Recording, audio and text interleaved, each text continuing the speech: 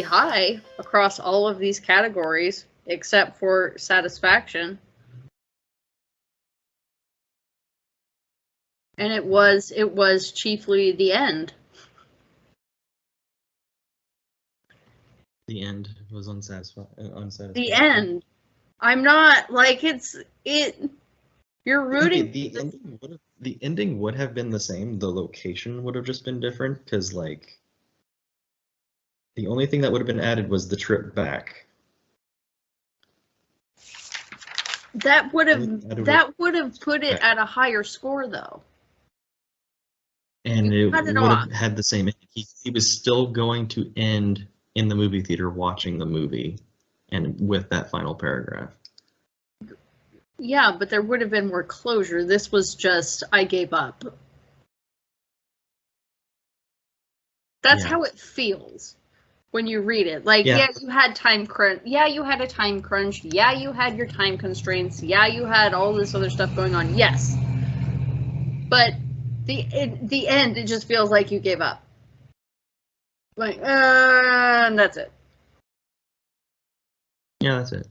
And that's, yeah, no. So no, the ending, like, that ending is not great. It's not, I don't like it. It doesn't feel, I don't like books, and I've never liked books where the ending just feels not closed, not, like, at least a solid completion of acts. It was just, you know, there's a dead body laying on the pavement, and I have now given up on everything else. Like, that's great. Could you bury that body? No, I've given up. Do you think maybe you'll go home? No. I'm just going to sit here in this movie theater having already given up. Well, for fuck's sake, my guy. Maybe she was better off being killed in a parking lot. Jesus Christ. If that's your reaction, what the fuck? Anyway, since welcome back to Murder of Prose, I am doing a review of JD's book, the most recent one, not the most recent one, the second most recent one, As Ithaca Lay Forgotten. As Ithaca Lay Forgotten, the total score we'll get to, because this is just recording right now and we're only at the beginning. Okay, plot I gave an 8. Because there were so many unanswered questions. And I said, I get that it's probably part of the idea, but this is, I mean, almost egregious in a way.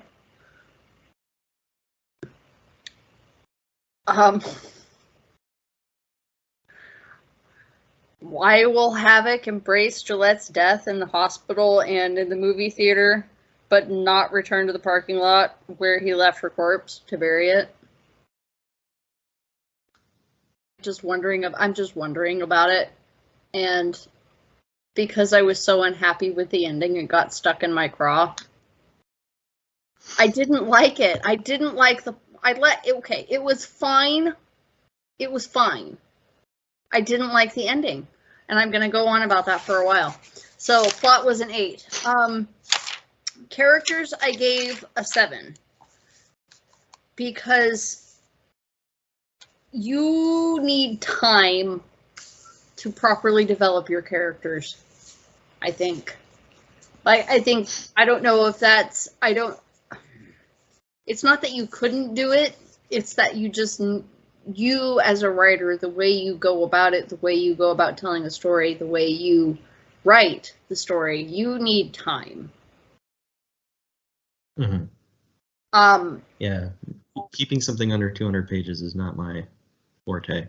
It's definitely not easy, and keeping Laughing Man under that number was also not easy, because it does feel like you're rushing things sometimes.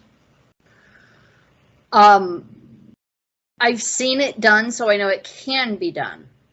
That's the Yeah. thing. Like, I know it can be done. I don't know if you have yet mastered that. And I don't know that I've mastered it either. But it felt like you spent more time getting from point A to point B than you did actually developing characters. So yeah, that's it goes in my notes. I keep bringing up Gillette dying and Habit going to watch a movie. Spoilers, by the way. I don't fucking care. I don't care. Good. Somebody dies and there's no fucking closure. Like, that's it. That's the end of it. It's like you're watching it's like you're getting to a well-told story. Like, it's pretty well told. It is. It's well told. And then there's this one thing that comes out of left field right at the end, and there's no explanation. There's no resolution to it, and that's just like, that's it. It's a great novel if you have unresolved emotional trauma. Mm-hmm. Because you'll feel right at home.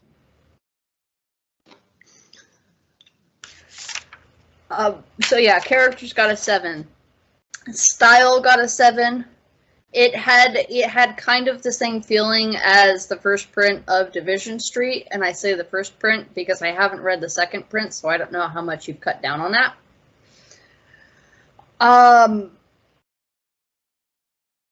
Sometimes it's aggravating. Expound upon first print of Division Street. Well, because I haven't read the second print. So the first print, I think I told you this when you first published it. The first print of Division Street, or the first release of Division Street, was very lyrical. And you've kind of kept that through the rest of your books. But you had more time than you did in this one. So that lyrical kind of prose and that going on is fine if you've got time to tell your story, but if you're condensing it in the number of pages, you have to cut the lyricism a little bit. Because otherwise you're just taking up time telling the story, and the story becomes kind of unresolved. So if there had been, okay, like for when they were in that, oh God, what's his name? The guy, the tow truck driver, the photographer. Is this? What's his name? Macro. We spent more time in that town than I expected to. And he was interesting. He was interesting. Like, that's one of those things, like, it's hard to regret it because that was good to go through. That was good and fun in a way. Mm-hmm. But if that time and that sort of like philosophical exposition had been reduced slightly, you would have had more time to end the story properly. Correct. I can see that, yeah. So it's that, because again, it's not that it's bad, it's just that you've got a set number of pages that you're working within. And it's like when somebody starts out, it's like when you see those signs that kids do where they start out really confident that they have enough room, and then at the end half the word is scrunched together. That was kind of what it was like. It was grand. Well, you can kind of tell, like, that's you can kind of tell that's what was happening, because I wanted to do that length that I did with Macro, and I would say a little bit with Allele. Allele was a little maybe shorter, right? But that's because because Macro they spent like 2 nights with, or like 2 days, kind of. So they spent time. As to where Allele they only spent like less than a night, because they were just there from like sundown, and then they left even before the sun was up. But as I was hitting that time crunch, I was like, oh crap, I gotta like kind of speed things through. So I didn't spend as much time in like Hesperia, or even like once I got to Los Angeles, it was kind of, let's fast track it. Actually, that was, and you bringing up Allele, that's actually a good point, because that was you did a lot in a short space of time with Allele. Yeah. And that's like, that was great. That was exactly how that should have been. That with your overall container, that was the perfect amount of space that she took up. So that's actually that went a good way toward your higher score. Like 7 doesn't sound like a high score, but it was a high score. And I'll even go as far as to say that like Allele is probably, even more so than Havoc and Gillette, is probably the most developed character. Yes, I would say that too. She came onto the page. It felt like you'd spent more time thinking about her than the others. Yeah. And I mean, maybe not more time, but she was a more fully developed sort of consideration. Like, you kind of just knew her. Whereas Havoc, Gillette, Macro, Laney, the rest of them, I forget who all was there. But Arya, Gibson, Epoch. They felt like you needed more time to get to know them. Yeah. Like, if Epoch had just died and shut his mouth, we could have got to burying Gillette. Yeah. It was good exposition. Really, this should have been longer. It should have been. I will agree with that. It should have been longer. Time crunch forced my hand to make it much. That was, yeah. And it did suffer. It did kind of suffer from that. And this kind of goes to the point that I was trying to make with Laughing Man, and that you inadvertently made with Ithaca, was that take your damn time when you're writing a book. Take your time to just tell the story. Tell the story as it needs to be told. Yeah, don't give yourself a deadline. Don't give yourself a deadline, but don't even give yourself a page limit if you can. Yeah. Because let the page count be what it is. Let the word count be what it is. Tell the story. And that's the crux of this whole, that's the frame of this whole thing that we're doing. Right. Concept and execution. Concept, I give you a 3.7. Because it's been done. Like, it has been done. It has been done. We've all seen Zombieland. Probably. Some of us have seen the Book of Eli. And whatever other number of zombie apocalypse or post-apocalyptic films are out there. Somebody's always going from point A to point B, and they always run into some problems. So it's interesting, but it's also been done a bunch. So 3.7 felt fair. Mm-hmm. Like, as far as Laughing Man goes, there have been so many fucking serial killer books. I would expect Laughing Man to get a 2 for concept. And execution, I gave a 4. Okay. And I would have given it a 5, except for the ending. Yeah, let's say it all together, kids. The ending. The ending. You put things together very well. You have your limits, and until you have to adjust your technique to the limitations you set yourself, or you have to adjust the limitations for your technique. Yeah. And you could say that with any kind of art form, really, but that is never more apparent, or that has been never more apparent in concern as regards you than with this. Structure, I gave a 10. I did give it a 10 because it was cohesive. Mm-hmm. It wasn't incoherent. It wasn't disjointed at all. Even the parts that were rushed, you could still see the sort of pattern that you took to get there. Like, it made sense. So structure, you had good bones for it.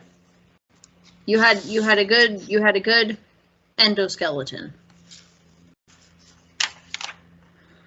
Diction was an 8. You have a strong vocabulary. You're just really bad at using it. And I've been bitching about this for going on 10 years now. Yeah. No, it's a decade, yeah. It's been a decade now, yeah. You have always had a stronger vocabulary, you just won't use it. And sometimes it feels like spite, and other times it feels like oversight. But that's the observation. Some unnecessary flourishes take the kind of punch out of a point that you're trying to make. Like some of the conversation between Havoc and Macro, where Havoc kind of just goes on and on. If you condensed those, you could make a good solid argument. You could make a good kind of a punch in your point. But adding those kind of continued sentences, like you made the point and then you kind of go on. It's like, don't do that. Don't do that. That waters everything down. It waters the whole thing down. Just keep it pointed, keep it concentrated, and you are good at making a point with very few words, because I've heard you do it in conversations that we've had. You just have to, if you did it on the page, it would be not a bad thing. I think.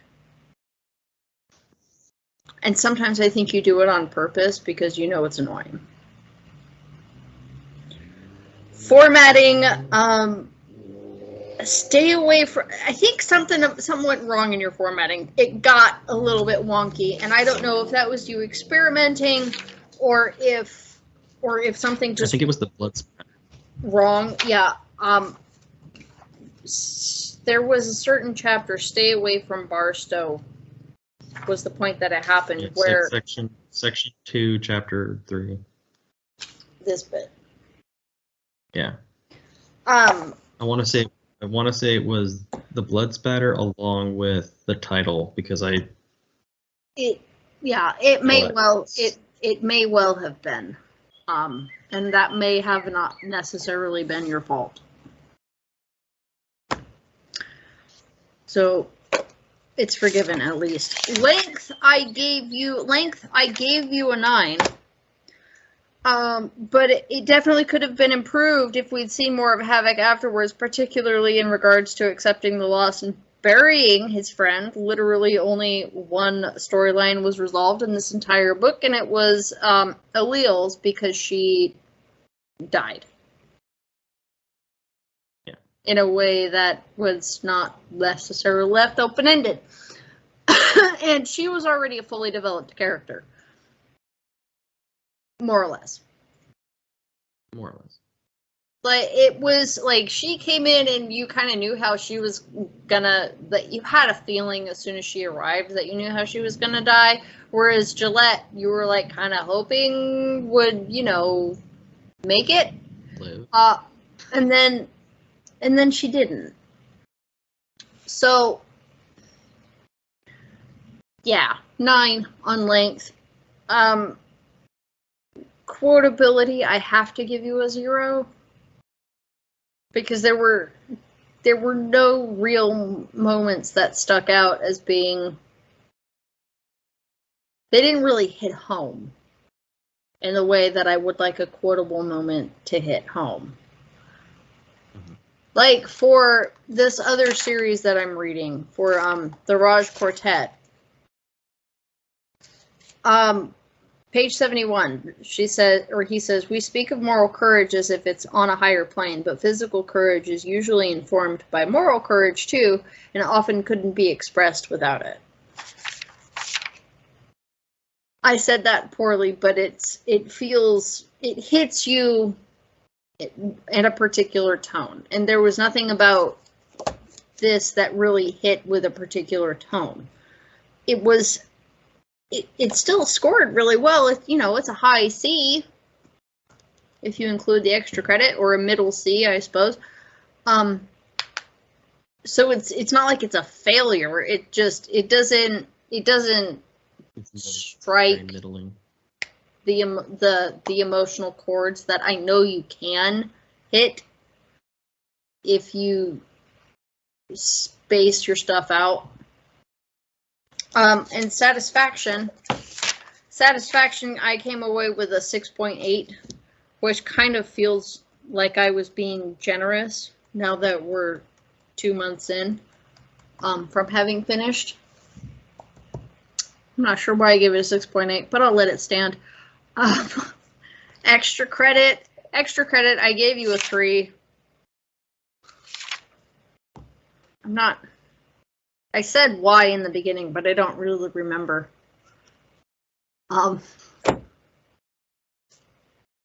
So give it 3.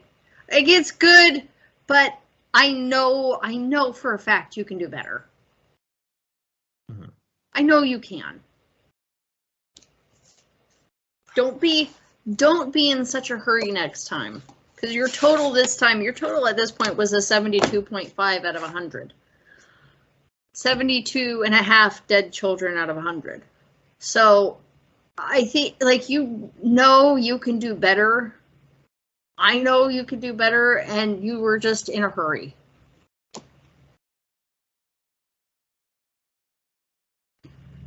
Don't rush.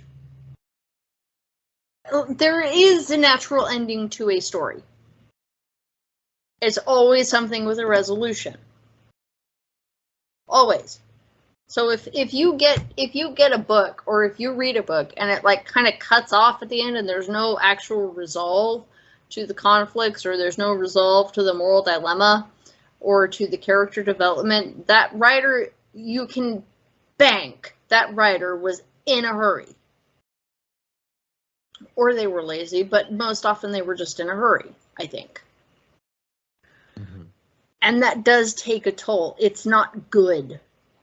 You don't read a story because you want to be left hanging by your ankles at the end. You read a story because you're looking for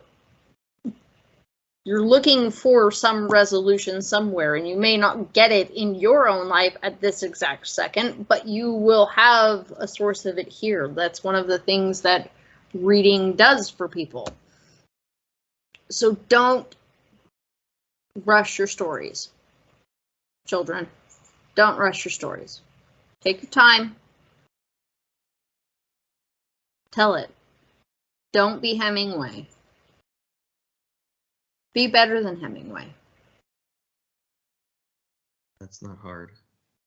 No, it's not hard, but everybody wants to give him a fucking blowjob, even in death. He gave himself a blowjob.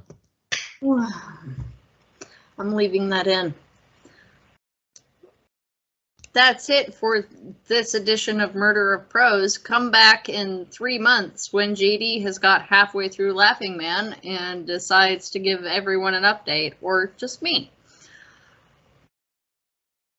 Until next time. Until then. Wait, do we have anything we're going to read next? I don't know. As a group? At this point, we might as well just find obscure, regularly published, and by regularly I mean trad publishing, because if nobody's going to publish,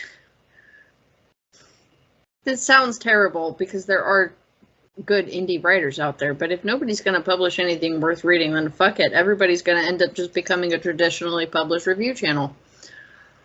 Yeah. And that's the reality, small children.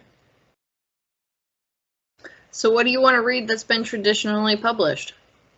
Because I am not going back to the sex trauma lady, and I am not going back to whatever his name is that I can't think of. Baker? Yeah, aching, making my brain. I feel like even he's given up on writing. I hope so. God, I hope so. God, I hope so.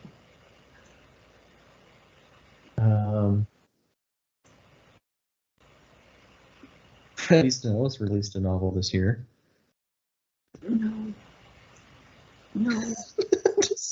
No. I would rather reread Ratner's Star than read another Bret Easton Ellis. I just loved your response. It was so defeated and like, no. Like, no. It was like a wounded puppy begging to be put into a trash bag and thrown into the river. Like, that's what it was. Like, no. That accurately sums up my life right now. Yeah. We actually did enjoy Alden. That's another writer that we enjoyed. I did enjoy Alden. I was thinking about him actually just the other day. I would not say no to reading another Alden. You know something? I've never said it about any science fiction author ever, but I wouldn't either. So we've got Craig for detective novels. Detective slash kind of on the literary side, but. And we've got Pete Alden for sci-fi. Sci-fi. And I am not unhappy with that selection. And then we've got you for disturbed fiction. Why me? There's always you. Well, you're like you have, dicks getting cut off and stuff like that. Why are we still recording? Because we have yet to say what we're gonna read for the next video. It's not gonna be for a while, but people have a right to know. That's true. It'll either be Alden or Craig. Could be both. Surprise! Call it a surprise sobriety test. You don't know what you're gonna get.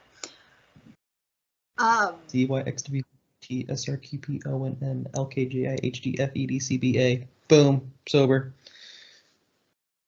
I mean, I've done that drunk and in a different language, so that doesn't really prove anything, but okay. Is there an actual drunk person in America couldn't do it? I am in America. I am not an actual drunk. Not an actual drunk, you just play one on TV. I just pretend to be one in my mind. Are there any parting comments that you would like to give everybody who's had to put up with your beanie? Suck dick. Okay. We'll see you in 3 months.